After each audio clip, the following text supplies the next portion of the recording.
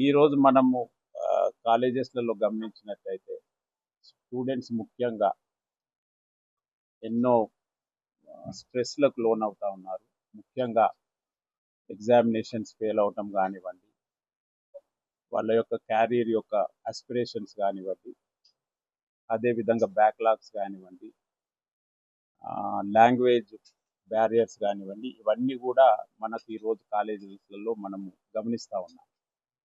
అయితే ముఖ్యంగా మనం గమనించవలసింది ఏంటంటే స్టూడెంట్స్కు ఏ విధంగా మనం ఈ ఏదైతే స్ట్రెస్ ఉన్నదో దాన్ని ఇది హ్యాండిల్ చేయగలగాలి అన్న దాని మీద మనం ఫోకస్ చేయవలసిన అవసరం ఉన్నది. సో దానికి అనుగుణంగానే మేము ఈరోజు కాలేజెస్లలో స్పెషల్గా సైకాలజిస్ట్లను, డైటీషియన్స్ను, వాళ్ళని కూడా అంటే ఏ విధమైన భోజనం కూడా చేయాలి వాళ్ళు అన్న దాని మీద కూడా మేము సో ఏది సక్రమంగా పోవటము, ఏది నైపుణ్యం మీద ఎక్కువ స్ట్రెస్ చేయటము, ఎగ్జామ్స్ కంటే కూడా స్కిల్స్ మీద ఎక్కువ స్ట్రెస్ చేయటము.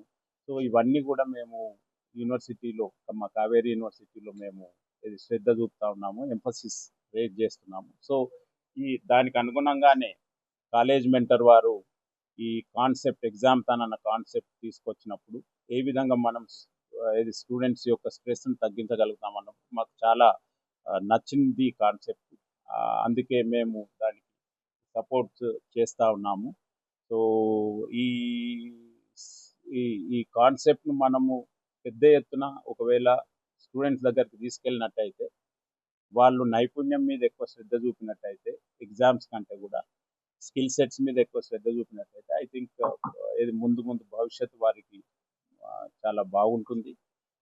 అదేవిధంగా ఏది స్ట్రెస్ లేకుండా కూడా ఎగ్జామ్స్ రాయడానికి అవకాశం ఉంటుంది. ఎగ్జామినేషన్సే వాళ్ళ లైఫ్ కాదు. ఎందుకనంటే ఏది అవి నాలెడ్జ్ని టెస్ట్ చేస్తాయి, వాళ్ళ యొక్క వర్త్ని టెస్ట్ చేయి, వాళ్ళ యొక్క స్కిల్ సెట్ను టెస్ట్ చేయవు. కాబట్టి ముందు ముందు భవిష్యత్తులో ఎగ్జామ్స్ అకాడమిక్ రికార్డ్స్ కంటే కూడా నైపుణ్యం మీద ఎక్కువ ఉద్యోగాలు రావడానికి అవకాశం ఉన్నది.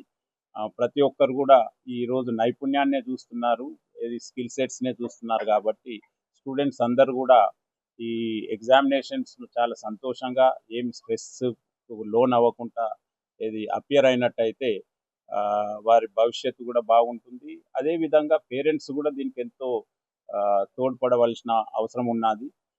స్టూడెంట్స్ను చాలా ఎంజాయబుల్ మూడ్లో వారికి ఏది ప్యాకింగ్ ఇవ్వటము, ఏది వారికి ఏది ఈ స్ట్రెస్ని ఏ విధంగా హ్యాండిల్ చేయటము, కామ్గా ఏమి ఏది దాని మీద పెద్ద కంపారిజన్స్ చేసుకోకుండా వేరే స్టూడెంట్స్తోని, అండ్ ఏది నీ యొక్క ఫ్యూచర్ను నువ్వు ఏ విధంగా డిసైడ్ చేసుకుంటావు వేరే వాళ్ళతో. ఎందుకంటే ప్రతి స్టూడెంట్కి అతని క్యాపబిలిటీ వేరే వేరే ఉంటుంది. కాబట్టి ఆ విధంగా ఎన్నో ఈరోజు మనకు టెక్నిక్స్ మనం ముందుకొచ్చాయి.